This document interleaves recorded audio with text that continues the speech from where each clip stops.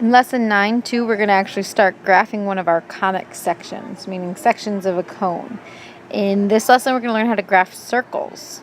So you can see the general equation of a circle here. So a circle with center HK and radius R, remembering that the radius means the distance from the center of the circle to any point on the circle.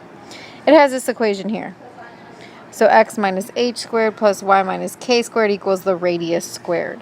In class, I'm going to show a cool website which shows us how changing the h adjusts our graph of the circle, changing the k and the r. In this video, I'm just going to have to essentially tell you. So the h is what moves the circle left or right on the graph. It's responsible for the horizontal shift. This is the K is responsible for the vertical shift, moving the circle either up or down on the axis. And then R is the radius. Like we said, radius is the distance from the center to any point on the circle. So basically that's talking about how large the circle is. So if we have a small radius, we'd have a circle like this, whereas we had a large radius, we'd have a circle that's much bigger. So there's several types of ways we can ask questions about circles here. First, we're going to not do graphing yet, but just write an equation. So example 1 says, find the equation of a circle with the given center and radius. So if I know the form of the equation is always x minus h squared plus y minus k squared equals radius squared, I can just plug in what I know. So if my center is hk, then I'll plug that in for each of those values. So we have x minus 3 squared plus y minus a negative 2 squared. If radius is 4, we can plug in 4 for r. So just cleaning that up a little bit, we have x minus 3 squared plus y plus 2 squared equals 16. And now we have the general form of an equation, of a circle. Example 2 says, if the graph of a given equation is a circle, find its center and radius. Okay, so we're trying to find the center. We know the center is always hk. If our formula is x minus h squared plus y minus k squared equals r squared, we can just look at our h and k values. But be careful, remember these are minus signs here and minus signs here. So for my h value, I actually have negative 2. And for my k value, it's the positive 5. So look out for that little sign switch there. The radius, if this value here is r squared, then we just need to take the square root of whatever value is there. So if we take the square root of 16, our radius is 4. Radius is about distance, so distance from the center to the end of this edge of the circle, so it's just positive distance. All right, now let's actually do some graphing. So it says graph the equation. What's nice about this problem is it's more or less already in the equation of a circle. You might want to rewrite this as x minus 0 squared instead of just x squared so that you can clearly see your h value. And you might want to rewrite 4 as 2 squared so you can clearly see your r. But more or less it was given to us in the equation of a circle. So the center then is at 0, 1. That's just reading off my h and k values, remembering about those minus signs. And the radius then is 2, because it's the square root of that 4 value, so just 2. So really, graphing a circle is pretty easy. That's all we need. That center and the radius, and that's going to let us get multiple points on the circle. So center at 0, 1. So I'm going to go, let me zoom in a little. So 0, 1 is here. And then if I have a radius of 2, I'm just going to put a point 2 spaces away in all directions, which we just want to go to the right 2, to the left 2, down 2, and up 2. That's it. That's all you need is 4 points. And then we can connect that into a circle. So again, we use just the radius, the fact that the distance from the center is 2 in all of these directions. And now we can do our best to connect those points. I kind of missed that one. And make a circle. Get it through there. There we go. That looks good. And there it is. We've graphed our circle.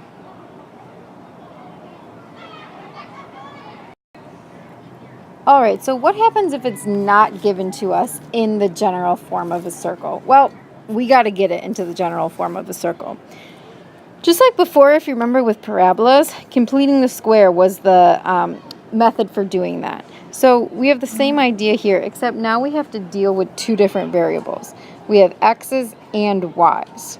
So we're going to essentially be completing the square with both of them because we want both our x terms and our y terms to be squared. If you think about the general form, I'll just kind of write it over here. It's that x term squared and that y term squared. So we need to complete the square for both of them. Okay, so what I'm going to do is get my x's next to each other and get my y's next to each other. And just like completing the square always starts, we're going to move the constant to the other side. So let me do all of that in the first step here. So I'm going to rewrite this as x squared plus 10x. I just want to write the x's next to each other. And then plus y squared minus 4y. And then I've moved that 21 to the other side, so that's subtraction. Now notice I have left some space here. So here, actually, I'm kind of running off my graph here. Equals negative 21. So I've left some space here because I'm going to be completing the square for both my x's and my y's. Because this is an equation, whatever I do to one side, I'm going to have to do to the other. So here, we first complete the square with the x term. So remember, x term is always b over 2a squared, but we're always getting our a to be 1. So it's just going to be b over 2 squared. And this problem, that's 10 over 2 squared. So that's 25. Then here, we're going to do the same thing. B over 2 squared. Looking at the blue part now. So the b is negative 4 over 2 squared, or 4. Whatever we do to one side of the equation, we have to do to the other. So we have to add the 25 and the 4. I'm going to go ahead and just move this down to give myself some more room. So we'll deal with the center and the radius a little bit lower down. Okay, so now if you look at the pink part, we have a perfect square. If you factored that, it would be x plus 5 squared. If you look at the blue part, we also have a perfect square. If you factored that, we would have y minus 2 squared. If we add up all the numbers on the right-hand side, we're going to have 8.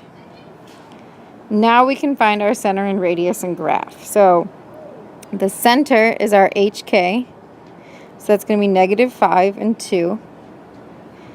And our radius is always just the square root of that constant. So it's the square root of 8, which if we simplify is 2 root 2, which I'm going to need a decimal approximation to help me graph. So that's 2.8. So I go to the center, which is negative 5, 2. So that's right here in my graph. And then we just go 2.8 in each of the 4 directions, left, right, up, down. So 2.8 is almost 3. I'm going to try my best on this iPad here. So I'm going almost 3 in each direction.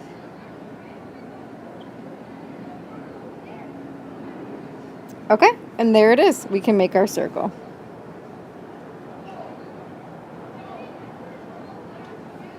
Done.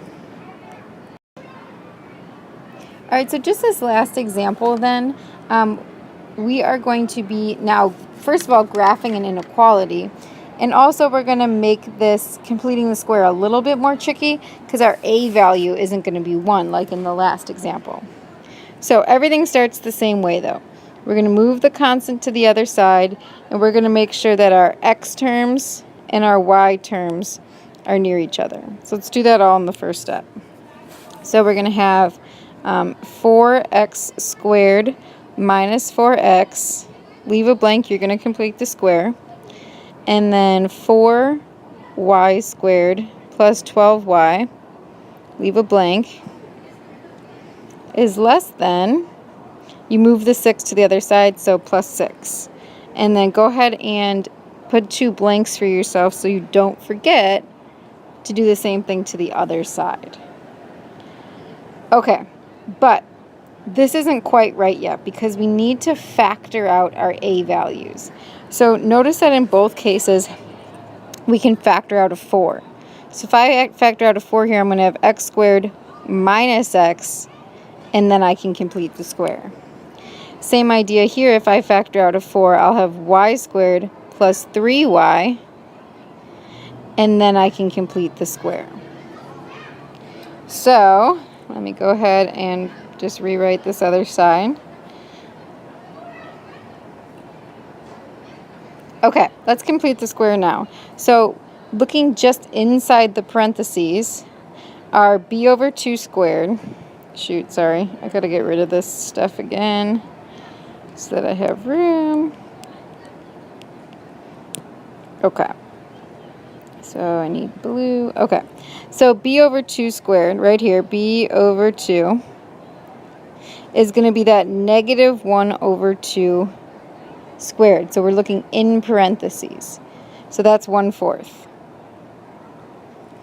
Then in the pink, we have b over 2 squared again. So that's going to be 3 over 2 squared, or 9/4. But here's that key part. Don't forget that what goes to the other side of the equation, or in this case inequality, is the product of the coefficient, what you factored out in front, and the part where you completed the square. So for this first one, what I'm going to add to this blue piece right here is 4 times a 4th, which is just 1.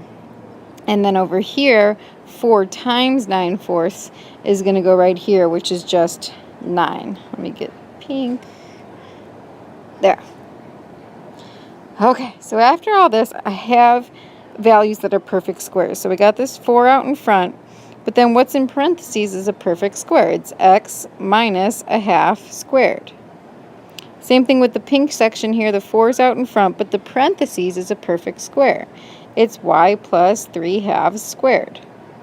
And then we can go ahead and just add on the other side, and we'll get 16 when we do 6 plus 1 plus 9.